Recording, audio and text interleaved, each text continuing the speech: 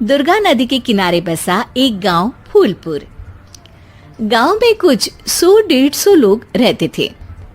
अंजलि, जो कि पास ही के जिले में रहती थी और 12वीं पास कर चुकी थी, उसके पिताजी ने बेटी को जल्दी विदा करने के लिए उसकी शादी फूलपुर गांव के मुकेश से करवा दी थी। मुकेश कभी स्कूल नहीं गया था और इस कारण वो पढ़ा लिखा नहीं था और बाकी गांव वालों की हालत भी मुकेश जैसी ही थी। मुकेश के घर में उसके माता पिता भी रहते थे। सासू माँ, मैं बाहर मंदिर तक जा रही हूँ, आधे घंटे में आ जाऊंगी। अरे अभी कहीं जाने की जरूरत नहीं है, चुपचाप जाके रसोई में रात के खाने की तैयारी करो। और ये घूंघट क्यों हटा लिया है तुमने? क्या पता नहीं कि इस गांव में औरतें बिना घूंघट के नहीं रहती? रात में अंजलि छत पर जाकर अपनी मम्मी से बात कर रही होती है। तभी गांव की 3-4 औरतें उसे देख लेती है और दरवाजे पर आकर उसकी सास से शिकायत करने लगती है। और क्या हुआ? अरे छत पे तो देखो, आपकी बहू मटक मटक के किसी से फोन पर बात कर रही है। दिन भर फोन पे लगी रहती है। अरे कल तो मंदिर के पास वो क्या कहते हैं, सेल्फी ले रही थी। शहर की बहू रखना अच्छा शान की बात है, पर देखना इसके लक्षण से ये तो तुम्हारे परिवार को बदनाम ना कर दे। ये पहली बार नहीं था जब सास से गांव के लोगों ने अंजलि की बुराई या शिकायत नहीं की हो। अब तो ये रोज की बात थी। अंजलि ये सब सुन लेती है। जब वो नीचे जाती है तो मुकेश भी वहां आ जाता है। सास कहती है, बेटा, लोग घर आकर शिकायत करने लगे हैं बहू के कामों की। देख लो, पति हो, संयम से रखो इसे। माँ जी, मैं तो अपनी माँ से बात कर रही थी क्योंकि यहाँ कोई बात करने लायक ही नहीं है और अब मैं माँ के पास ही रहूंगी। वहाँ क्या रहना, वहाँ बाहर के लोग तो ठीक है पर घर के लोग भी इज्जत ना दे सके। अरे नहीं नहीं अंजलि, ऐसा नहीं है, धीरे धीरे सब ठीक हो जाएगा, तुम फिक्र ना करो। अरे बस कुछ बोलना ही नहीं है, सर पे चढ़ा रखा है बहू को। सास मुकेश की नरम बात सुन के वहां से मुंह चढ़ाकर चली जाती है। मैं तो कहती हूँ हम दोनों शहर चले जाते हैं। मैं पढ़ी लिखी हूँ, मुझे वहाँ नौकरी भी मिल जाएगी और थोड़े दिनों में आप भी वहाँ कुछ काम ढूंढ लेना। अरे नहीं नहीं अंजलि, हम यहाँ ना गांव का खेत, माँ पिताजी को छोड़कर शहर नहीं जा सकते। माँ पिताजी को कैसा लगेगा और गांव वाले क्या सोचेंगे?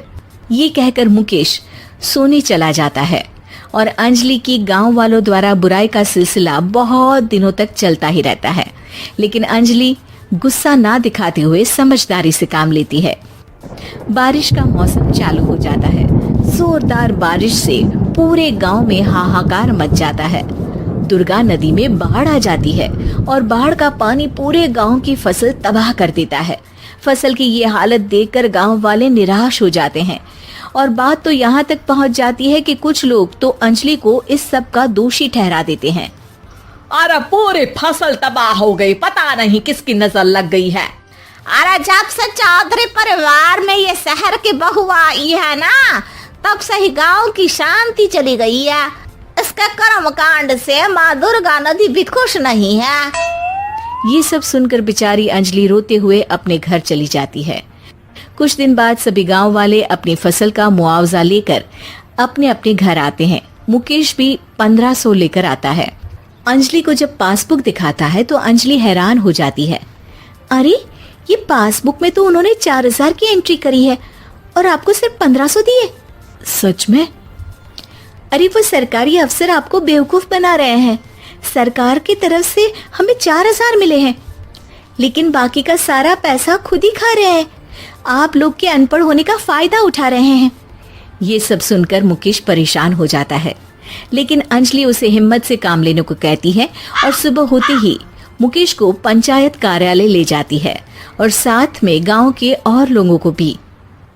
आप सरकारी बाबू क्या गांव के लोगों को बेवकूफ समझते हैं? आपको क्या लगता है ये पढ़े लिखे नहीं है तो आप कुछ भी मनमानी करेंगे?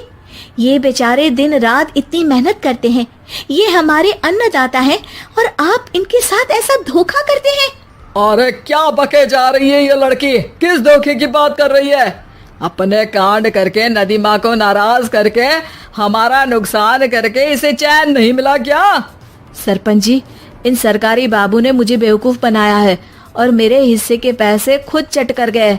बस ये सुनते ही सरपंच वहां से दुम दबाकर भाग जाता है। पता चलता है कि जनपद अधिकारियों ने गांव के सरपंच के साथ मिलकर सबके साथ धोखा किया है।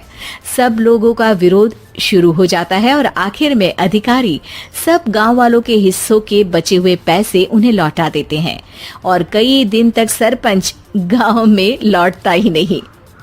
अंजलि, तुम नहीं होती तो हम गांव वालों को तो पता ही नहीं चलता कि ये हमें हर बार बेवकूफ बनाते हैं।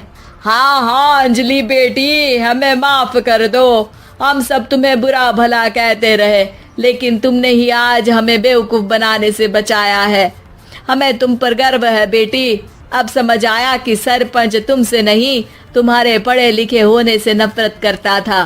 क्यों ना इस बार हम अंजलि को ही सरपंच पद के लिए चुन ले? क्या कहते हो गांव वालों? पढ़ी लिखी सरपंच। बस पूरा गांव अंजलि के लिए ताली बजाता है और अंजलि की सास उसे खुशी से गले लगा लेती है।